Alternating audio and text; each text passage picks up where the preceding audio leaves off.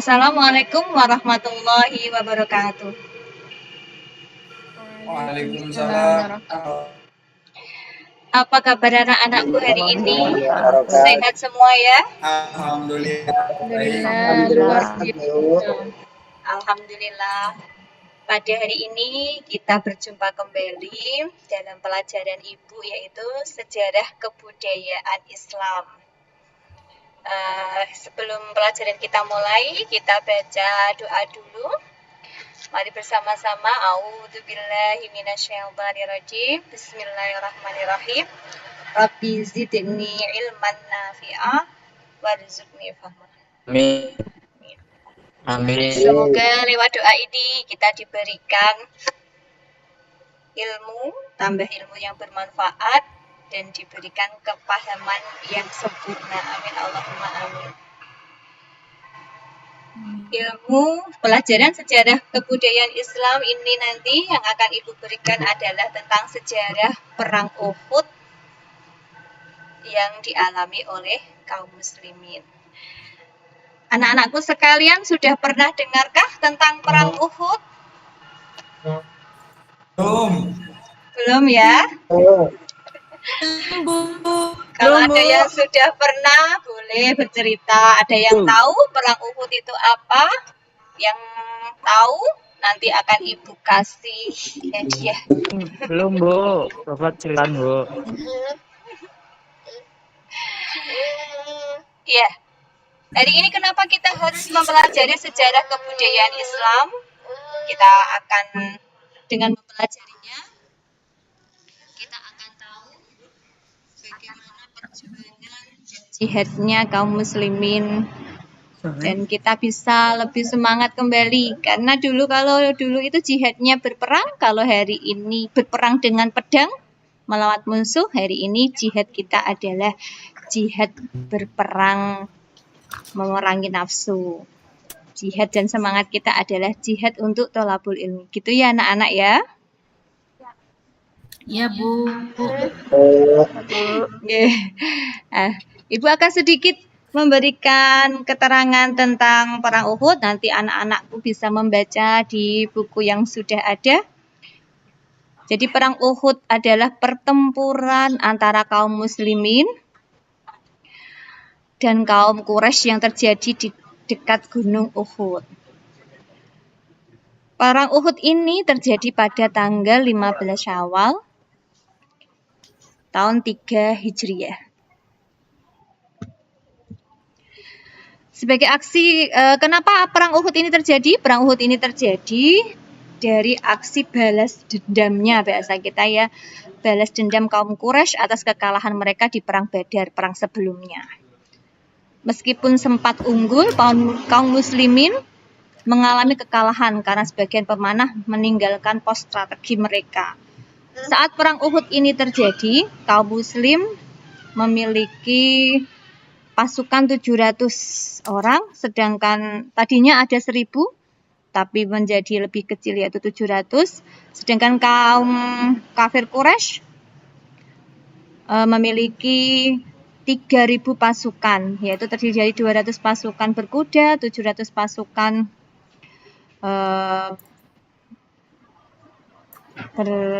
ada yang berkuda, ada yang jalan kaki, ada juga yang di pos-pos untuk sebagai pemanah, bertugas sebagai pemanah. Di kejadian Perang Uhud ini yang sangat harus kita ingat adalah ketika Rasulullah sempat berdarah-darah karena terluka. Gigi geraham Rasulullah itu lepas sampai bibir bawah Rasulullah juga robek. Tapi Rasulullah ketika seperti itu pun Rasulullah masih melihatkan rasa semangat berjuangnya karena Rasulullah tidak ingin membuat pasukan yang lain itu menjadi kurang semangat. Ketika Rasulullah mengalami hal seperti itu, Rasulullah berdarah-darah dan Rasulullah berusaha agar darah itu tidak menetes ke tanah. Ketika Rasulullah berusaha seperti itu, para sahabat bertanya, "Wahai Rasulullah, kenapa kok darah yang mengucur itu selalu diusap-usap. Kayaknya Rasulullah repot banget gitu ngusap-ngusapnya gitu. Ketika darah mau netes diusap. Darah mau netes diusap.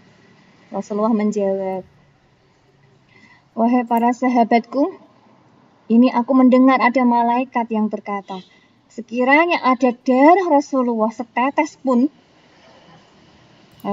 jatuh ke bumi, maka akan ada azab yang Allah turunkan untuk orang-orang kafir Quraisy." Indah ya akhlak Rasulullah.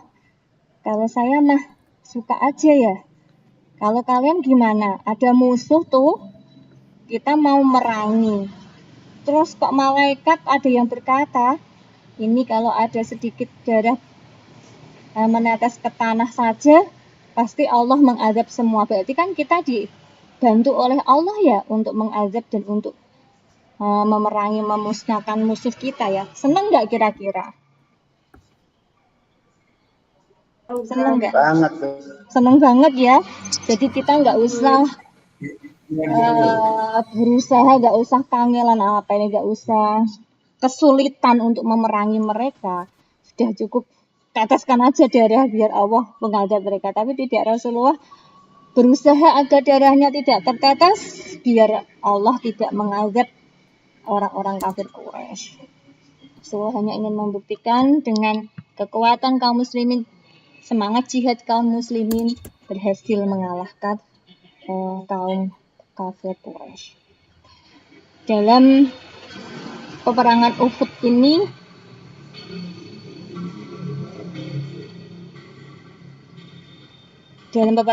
ini, Rasulullah berhasil memberikan pelajaran bagi kita, bagi sejatinya tidak seharusnya semua yang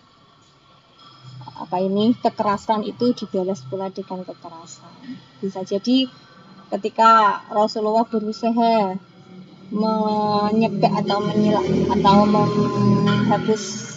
mengusap darahnya itu, Rasulullah ingin agar nanti suatu ketika orang-orang kafir Quraisy juga melihat bahwa Rasulullah itu tidak menginginkan kehancuran mereka karena azab Allah. Anak-anakku sekalian, sampai sini adakah yang sudah membaca buku-bukunya tentang perang Uhud ini? Kalau ada yang sudah membaca, ayo Ibu persilahkan. Ada yang bisa memberikan kisah sedikit saja tentang perang Uhud? Silahkan.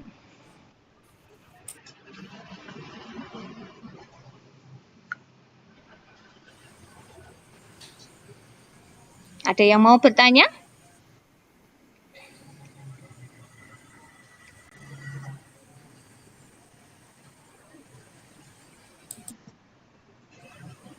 Izin bertanya, Bu. Silahkan. Perang Uhud dimenangkan oleh tentara mana, Bu? Sebentar ya. Perang Uhud dimenangkan oleh kaum Quraisy. Jadi waktu itu meskipun pasukan muslim sempat memimpin di awal pertempuran, kemenangan pasukan Quraisy dipicu oleh kelalaian sebagai pasukan pemanah muslim yang meninggalkan pos. Jadi kaum muslim itu lalai. Jadi kaum muslim sempat memenangkan peperangan di awal, tapi karena kelalaian itu akhirnya yang memenangkan perang itu adalah kaum Quraisy. Ya. Mungkin ada yang mau bercerita. Kalau ada yang mau bercerita, pastinya kalian bisa membaca ya buku sejarah. Kalau buku sejarah kebudayaan Islam cukup bisa dibaca. Anak-anakku sekalian harus bisa menceritakannya. Silakan ada yang mau bercerita. Nanti Ibu akan kasih nilai yang lebih bagus ketimbang teman-temannya yang mungkin belum membacanya. Ya, saya Bu. Oh ya, silahkan. Semalam kebetulan membaca Bu tentang perang Uhud. Nah, saya baca bahwasanya perang Uhud ini dimenangkan oleh kaum Quraisy, di mana kaum Quraisy itu jumlahnya lebih banyak ya Bu daripada umat Muslim ya. Ya. Betul Ya, di sekali. sini ada yang saya baca semalam itu ada kematian 70 sahabat Nabi yang meninggal saat perang Uhud. Wah, banyak sekali, Bu. Tapi kemudian di sesudahnya di Badar itu mendapatkan kemenangan ya. Suaranya sebentar, suaranya kurang jelas. Boleh diulangi? Malam saya membaca bahwasanya perang Uhud ini dimenangkan oleh kaum Quraisy, di mana jumlah jumlah dari kaum Quraisy yang dipimpin oleh Abu Sufyan bin Harb itu jumlahnya sekitar 3.000 orang. Muslim itu hanya 700. Benar ya, Bu? Kali, boleh tepuk tangan untuk temannya yang satu ini, anak-anak. Nilai saya ditambah ya, Bu. Boleh, pintar sekali. Nah, ini salah satu pembelajaran yang harus kita lakukan ya anak-anak sekalian ya. Ketika kita nanti akan mendapatkan sebuah pelajaran, baiknya kita pelajari dulu, apalagi kalau sejarah kebudayaan Islam ini adalah pelajaran yang mudah sekali ya kalau kita baca. Nah, kalau anak-anakku sekalian sudah membaca materi, apalagi tentang sejarah kebudayaan Islam, terus besok kita bertemu, kita belajar, terus tinggal saja menanyakan apa yang menurut kalian belum dapat dipahami. Ibu bisa menambahkan. Ini saya suka sekali ini cara belajar teman kita. Mbak Ira Putri Cahyani. Nah, selanjutnya silakan, ada lagi yang ingin menambahkan? Bu, saya mau izin tanya. Oh, silakan teman kita Marfuatin. Ya, terima kasih Bu atas waktunya. Saya cuma mau nanya sedikit aja. Kira-kira dengan pasukan Quraisy itu umat Islam pada Uhud itu apa ya tujuan mereka? Kenapa kok menyerang itu? Alasannya.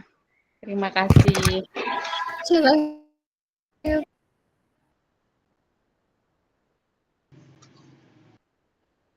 Jadi sebelum perang Uhud ini sebenarnya terjadi perang yang namanya perang Badar. Di perang Badar ini kaum Quraisy kalah.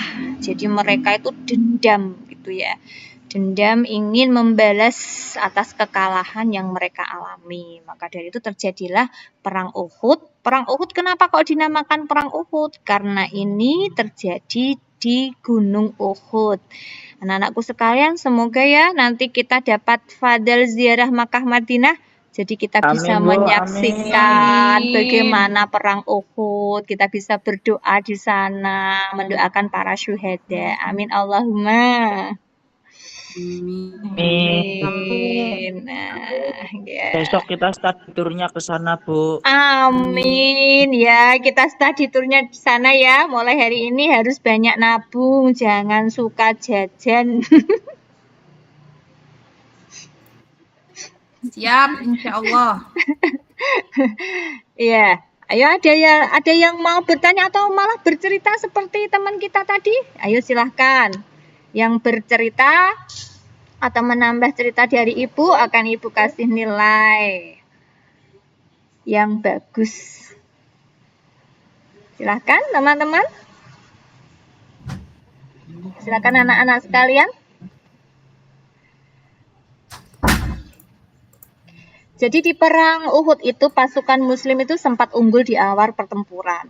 Namun sebagian pemanah itu, jadi di perang Uhud itu kan kaum muslim dibagi-bagi tuh. Ada yang bertugas sebagai pemanah, ada yang bertugas di bawah, ada yang bertugas mengintai ya.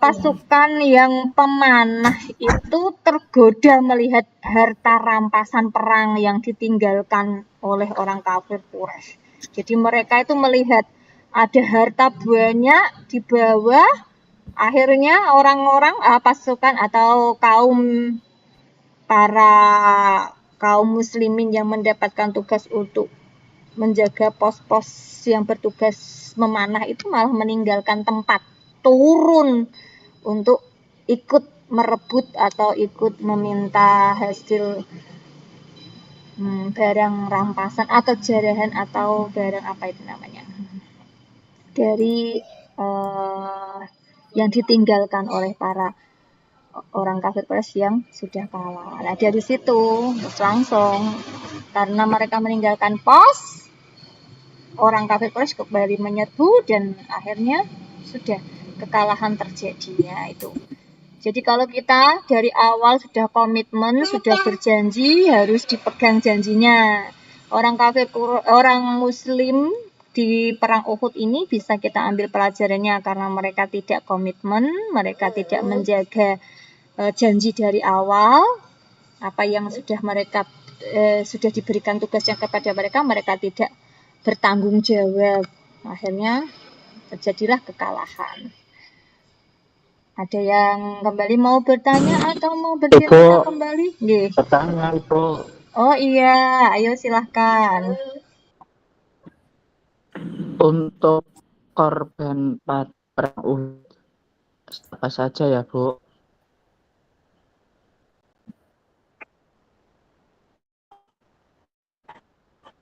Untuk korban dari perang Uhud, Bu, dari beberapa yang menjadi korban, Bu.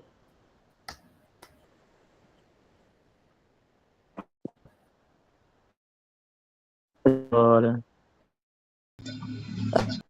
Pernah dengar temannya Nabi tumbang.